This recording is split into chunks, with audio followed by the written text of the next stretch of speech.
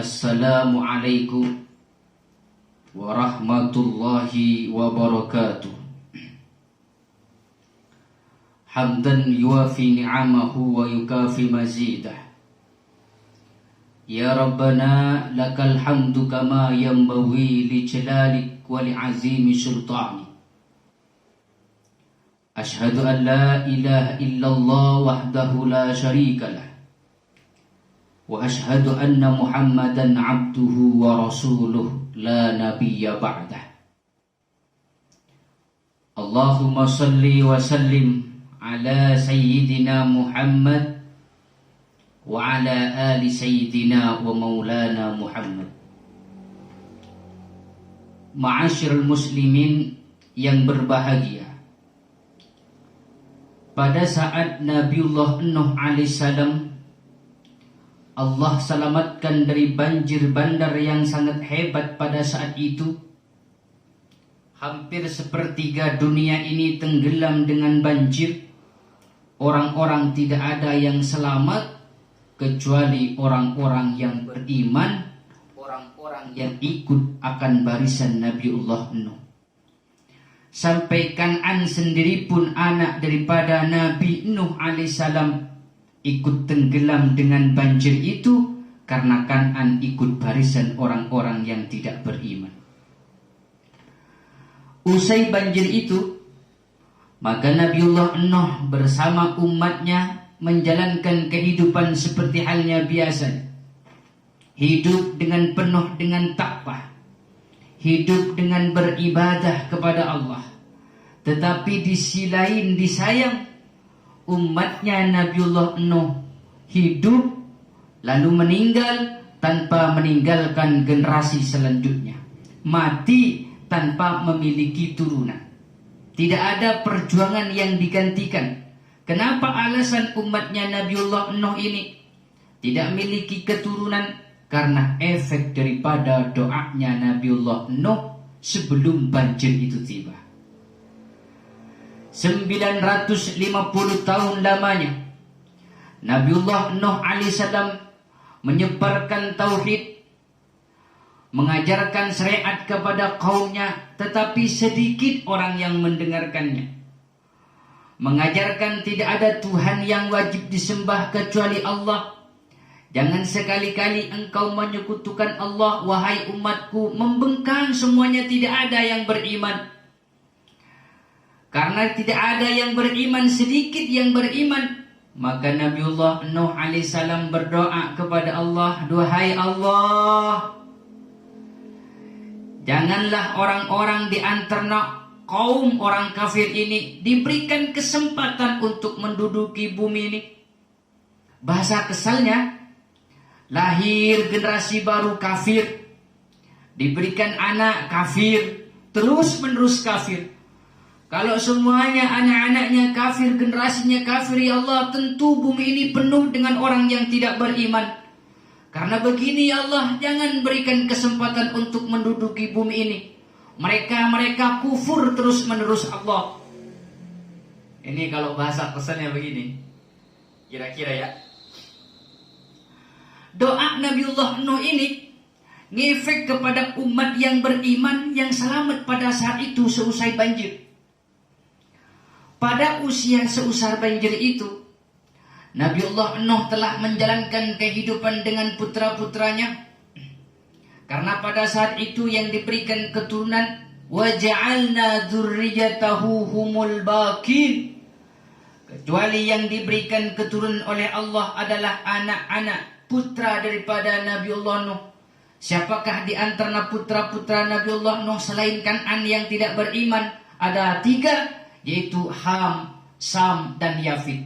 Dan 3 putra Nabi Nuh ini yang merupakan cikal bekal lahirnya generasi ini, lahirnya peradaban ini, lahirnya bangsa-bangsa ini, sampai kita semua umat seluruh manusia yang ada di dunia ini pun juga termasuk lahir daripada generasi putra-putranya Nabiullah Nuh alaihissalam.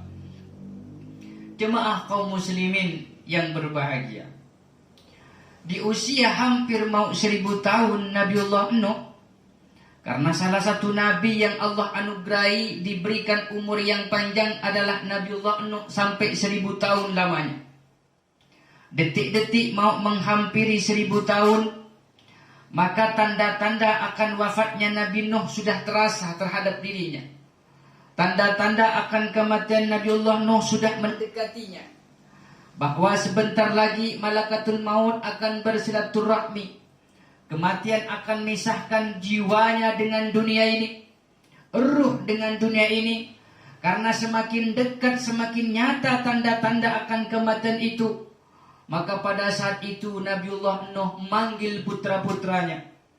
Wahai anak-anakku, sinilah nak, sini merapat. Ini namanya panggilan darurat. Orang yang mendesak memanggil seperti ini lagunya, Pak. Kalau panggilannya lebay, anakku sini nak, maka bisa jadi tidak menghiraukan dan tidak segera bergegas menghampirinya. Ini panggilan darurat, tujuan yang dipanggil agar tergegas menghampirinya. Anak-anakku sinilah nak merapat sini. Pada saat putra-putra Nabiullah Nuh dipanggil oleh Nabiullah Nuh sudah merapat mengelilingi Nabi Nuh. Pada saat itu Nabiullah Nuh melanjutkan apa yang mau disampaikan olehnya. Inni qasun alaikal wasiyata umruka bisnatain wa anhaka anisnatain. Anak-anakku, sebentar lagi aku akan meninggalkan kamu nak. Sebentar lagi malakatul maut akan misahkanku denganmu. Dunia ini akan meninggalkanku. Sebelum aku meninggal, sebelum malakatul maut menjemputku, sebelum aku terpisah denganmu nak, aku ingin berpesan, aku ingin berwasiat, dan ini merupakan perkataan terakhirku yang aku sampaikan kepada kamu nak. Wahai anak-anakku, sebelum aku meninggalkan kamu nak, aku ingin berwasiat dengan 2 perkara nak. Wasiat yang pertama merupakan 2 perintah yang harus kamu jalankan, dan wasiat yang kedua merupakan 2 larangan yang harus kamu tinggalkan nak. Perintah yang pertama nak yang harus aku sampaikan kepada kamu, umruka bila ilaha illallah. Jangan sekali-kali engkau meninggalkan kalimat la ilaha illallah nak. Jangan sekali-kali engkau meninggalkan kalimat tahlil. Jangan sekali-kali engkau meninggalkan kalimat tauhid. Jangan sekali-kali engkau meninggalkan kalimat thayyibah yang sifatnya adalah la ilaha illallah. Berpegang teguhlah nak kamu di dalamnya. Jangan sampai kamu lepas nak. Kenapa aku hanya mewariskan berpesan terakhirnya adalah kalimat la ilaha illallah untuk kamu tetap berpegang teguh di dalamnya? Kenapa tidak aku wariskan yang lainnya? Padahal pangkat dan jabatan kita milik kita. Dunia ini sudah milik keluarga kita. Kenapa tidak semuanya yang aku wariskan kepada kamu yang berbasis dunia? Kenapa hanya kalimat tauhid la ilaha illallah yang aku perintahkan untuk kamu berpegang teguh di dalamnya? Karena fa innas samawati wal arda wa ma fihima law wudi'at fi kaffatil mizan wa wada'at la ilaha illallah fil kaffatil ukhra kanat arja. Anak-anakku, andai kata langit 7 lapis ke atas, bumi 7 lapis ke bawah, serta dunia dan seisinya ini diambil, ditaruh di dalam satu timbangan. Timbangannya modelnya begini, ditaruh di sini. Wa wada'at la ilaha illallah fil kaffatil ukhra. Lalu kalimat la ilaha illallah diambil, ditaruh di sisi timbangan lainnya. Kanat arjah. Tentu bumi dan langit serta isinya tidak bisa mengalahkan beratnya kalimat la ilaha illallah ini. Kalimat tauhid ini lebih berat nak daripada bumi dan langit. Tidak hanya itu aja nak. Walau anna samawati wal ardah kanat khalqatan wa wada'at la ilaha illallah atau fa wada'at la ilaha illallah alaihima laqasamathuma. Andai kata langit dan isinya nak, bumi dan isinya nak, dunia dan seisinya nak, ditaruh di dalam satu sisi begini didirikan, lalu kalimat la ilaha illallah ditaruh di sisi yang satunya, tentu bumi dan langit tidak bisa mengalahkan besarnya kalimat la ilaha illallah. Kalimat tahlil ini nak lebih besar daripada langit dan bumi. Dan andai kata langit 7 lapis ke bawah nak, bumi 7 lapis ke bawah, langit 7 lapis ke atas, disatukan seperti halnya bulat begini, dibulatkan, disatukan, lalu kalimat la ilaha illallah ditaruh di atasnya, niscaya bumi dan langit merasa tertindih dan berpecah karena tidak bisa nahan kalimat la ilaha illallah. Saking beratnya kalimat la ilaha illallah ini nak, bumi langit tertindih sehingga bisa pecah berkeping-keping. Saking beratnya tidak mampu menahan beratnya kalimat la ilaha illallah. Karena kalimat tauhid ini adalah luar biasa nak. Begitu hebatnya kalimat la ilaha illallah, jangan sampai kamu tinggalkan kalimat la ilaha illallah. Ini pesan pertamaku nak. Wahai anak-anakku, perintah yang kedua yang aku sampaikan kepada kamu nak, umruka bi subhanallah wa bihamdihi. Aku perintahkan kamu nak untuk selalu berzikir dengan kalimat tasbih, untuk selalu membasahi bibirmu dengan kalimat tahmid yang siwatnya adalah subhanallah wa bihamdihi. Subhanallah wa bihamdihi. Pernah baca? Okay. Subhanallah wa bihamdihi. Kenapa aku wariskan ini nak? Kenapa aku perintahkan kamu untuk berzikir kepada Allah dengan kalimat tasbih dan tahmid subhanallah wa bihamdihi ini? Karena fa innaha salatu kulli syai wa biha yurzaku kulli syai. Karena sungguhnya kalimat tasbih dan tahmid siwatnya la subhanallah wa bihamdi ini merupakan solat dan ucapan rasa syukur akan rezeki yang Allah berikan kepada makhluk. Mereka semuanya Allah ciptakan dan mereka berdoa kepada Allah dengan rasa syukur. Apa doanya? Subhanallah wa bihamdihi. Jemaah sekalian rahimakumullah.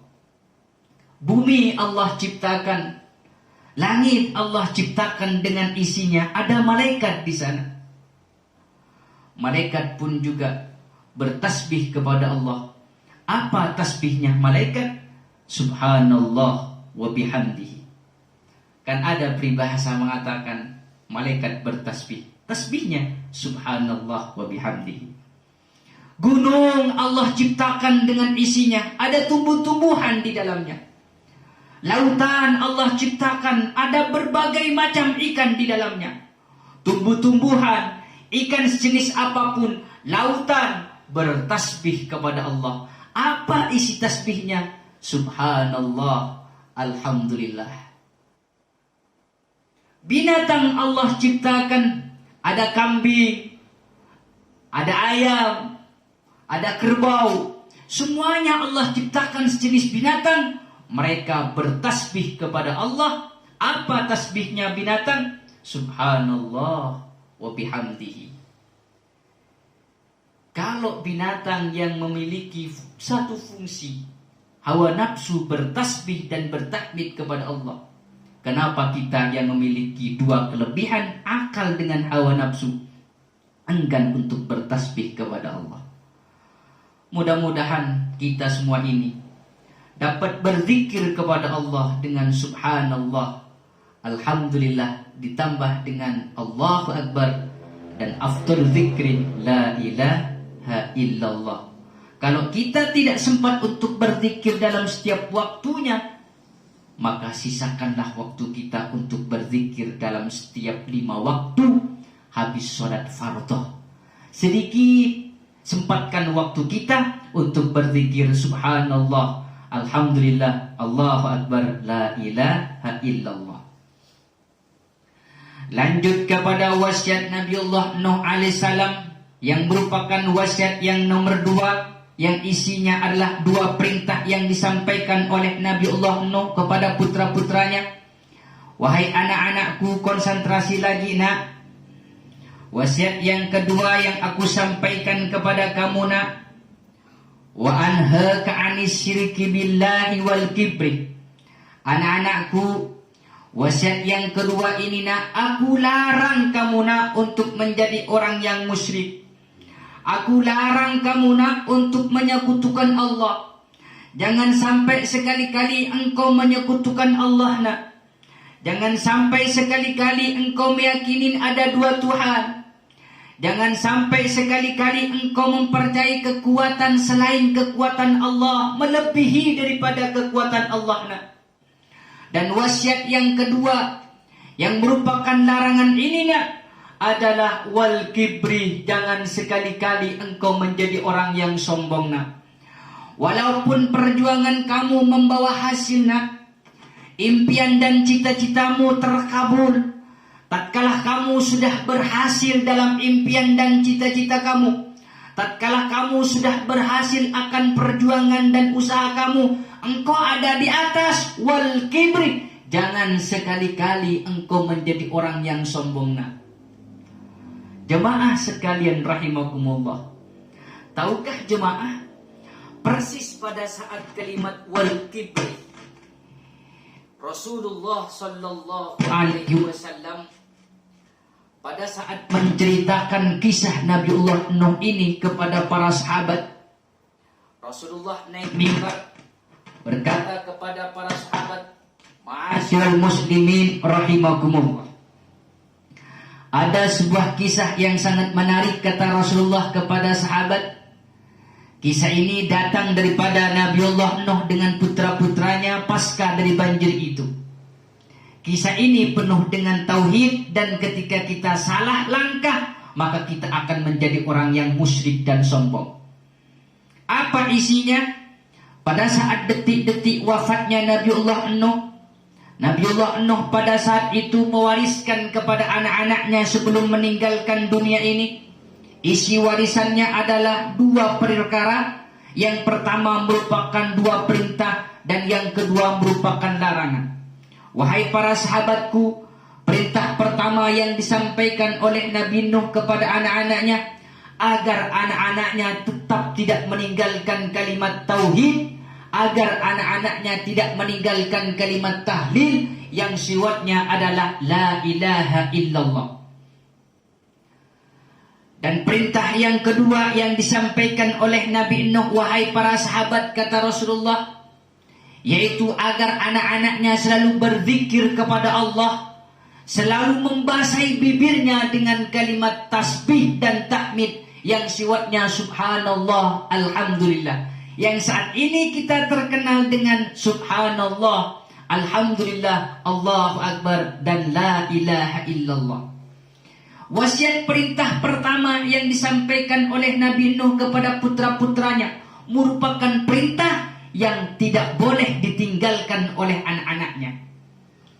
Wasiat yang kedua yang disampaikan oleh Nabi Nuh kepada anak-anaknya adalah 2 larangan. Pertama, anis syirki billah. Larangan yang pertama, agar anak-anaknya Nabiullah Nuh menginginkan tidak menjadi orang yang musyrik, tidak menjadi orang yang munafik, tidak menjadi orang yang kafir, tidak menyekutukan Allah. Ini pesan Nabiullah Nuh kepada anak-anaknya, melarang untuk menduakan Allah. Dan larangan yang kedua yang disampaikan oleh Nabi Nuh kepada putranya, wal kibri, untuk tidak menjadi orang yang sombong. Saat kalimat wal kibri Rasulullah menyampaikan kepada sahabat itu, maka sebagian sahabat bertanya kepada Rasulullah, mewakili daripada sahabat-sahabat lainnya. Ya Rasulullah, hadza syirku qad arafnahu, famal kibri ya Rasul. Wahai Rasulullah, kalau terkait syirik kepada Allah kami paham, kata sahabat, bahwa syirik kepada Allah jangan sampai kita menduakan Allah, jangan sampai kita meninggalkan sembahan kita, jangan sampai kita meyakini ada dua Tuhan selain Allah, jangan sampai kita menyekutukan Allah. Itu syirik, kami faham ya Rasul. Qad arafna, semuanya kami paham tentang syirik itu ya Rasul. Tapi yang satu ini ya Rasul, wal kibr, apa yang disebut sombong itu ya Rasul? Apakah sombong itu adalah di antara kita umat muslim yang memiliki dua sepasang sandal, satunya bagus, satunya tidak? Atau yang memiliki sepasang baju, satunya bagus, satunya tidak? Lalu kita pakai yang bagus. Apakah itu yang disebut sombong ya Rasul? Lah, tidak, bukan itu sahabat, kata Rasulullah. Wahai Rasulullah, apakah sombong itu adalah di antara kita para sahabat dan kaum muslimin yang memiliki ilmu pengetahuan, kekayaan yang luar biasa, bahkan pekerjaan di mana-mana sangat menghasilkan rezeki kita dalam setiap harinya, sederas hujan yang turun, dengan fasilitas yang sangat mewah, rumah bagus, mobil mewah, kita gunakan fasilitas itu dengan semaksimal mungkin. Dengan fasilitas yang ada serba mewah itu, apakah itu yang disebut sombong ya Rasul? Lah, tidak, bukan itu sahabat. Lalu apa kalau semuanya itu bukan ya Rasul? Terangkan kepada kami apa itu sombong ya Rasul. Apakah sombong itu adalah di antara kita umat muslim dan generasi umat muslim selanjutnya yang memiliki relasi yang sangat luas, sahabat di mana-mana, teman banyak, saking mulianya akhlaknya, banyak orang yang mencintainya ya Rasul. Dimanapun dia berada menempati sesuatu, banyak orang yang menghampirinya karena merasa nyaman dengannya. Dengan relasi yang sangat luas, dengan persahabatan yang sangat banyak itu, apakah itu yang disebut sombong ya Rasul? Lah, tidak, bukan itu sahabat. Lalu apa ya Rasul kalau semuanya tidak? Rasulullah sallallahu alaihi wasallam tersenyum dengan sabdanya, sahabatku, sombong itu bukan apa yang kamu paparkan tadi. Sombong itu bukan apa yang kamu sampaikan tadi. Tetapi sombong itu adalah safahul haq wa ghamsun nas. Ingat sahabat, sombong itu adalah safahul haq wa ghamsun nas. Sahabatku, sombong itu adalah safahul haqqi, menolak akan kebenaran. Tatkala dia menjadi seorang pemimpin, tindakan pemimpinnya salah, keputusannya salah, dikasih tahu orang yang bawahannya, dikasih tahu oleh jemaahnya, rekan-rekannya, menolak akan kebenaran itu. Safahul haq, mentang-mentang dia sudah punya titel ustaz, salah langkah dalam pergerakannya, diluruskan oleh jemaahnya, diluruskan oleh tetangganya, dia tidak mau, menolak akan kebenaran itu. Mentang-mentang dia sudah menjadi tokoh dan ditokohkan oleh masyarakat, menjadi tokoh pimpin arisan umpama, pimpinan oto-oto, pimpinan jamiah, faktor menjadi mimpin gengsi karena salah langkah, dikasih tahu oleh jemaahnya, tidak mau. Safahul haq, menolak akan kebenaran, sombong dia. Yang disebut sombong itu yang nomor 2 ciri-cirinya kata Rasulullah adalah ghamsun nas, suka merendahkan orang lain, meremehkan orang lain, memandang orang lain dengan sebelah mata, sehingga mandang dengan tidak level ini ditinggalkan. Kalau bukan levelnya, dia tidak menghormati. Safahul haq wa ghamsun nas, ada seperti itu di antara kita? Ada Pak, mentang-mentang jadi karyawan tetap, memandang sebelah mata kepada karyawan yang masih ngontrak. Mentang-mentang memiliki pekerjaan yang layak, luar biasa bagusnya penghasilannya, merendahkan kepada orang-orang yang memiliki pekerjaan yang serabutan. Mentang-mentang pimpinan merendahkan yang bawah, mentang-mentang pintar membodohi yang awam-awam. Om sunnas karena tidak menghormati orang, hinalah dia hidupnya, dunia dan akhirat. Itu yang disebut sombong. Oleh karena itu, mudah-mudahan kajian ini menjadi kajian yang penuh dengan hikmah, sehingga Allah berikan pertolongan kepada kita, yaitu tetap diberikan iman dan Islam di dalam hati kita, hingga kita dapat mempertahankan tauhid, mengistiqamahkan kalimat zikir subhanallah, alhamdulillah, Allahu akbar, dan afdal zikri la ilaha illallah. Walaupun kita tidak setiap waktu, tidak setiap kita membaca sederas hujan, setidaknya kita menyempatkan waktu kita habis sholat, lebih-lebih kita berzikir secara berjemaah dan berdoa secara berjemaah. Insya Allah niscaya tatkala sholat kita berjemaah, doa kita selalu berjemaah, maka pahala dan apa yang kita rencanakan segera dikabulkan oleh Allah Subhanahu wa ta'ala. Dan mudah-mudahan pula Allah berikan pertolongan kepada kita. Kita tetap tidak memberikan sedikit pun keyakinan yang dimiliki oleh orang-orang kafir, yaitu hingga kita tidak menyekutukan Allah, tidak menduakan Allah, dan yang paling penting, karena ini ada di dalam diri kita masing-masing dan selalu hadir sifat sombong. Mudah-mudahan Allah jauhi kita semua dari hal-hal sifat sombong. Ini saja yang mungkin bisa disampaikan pada kajian ini.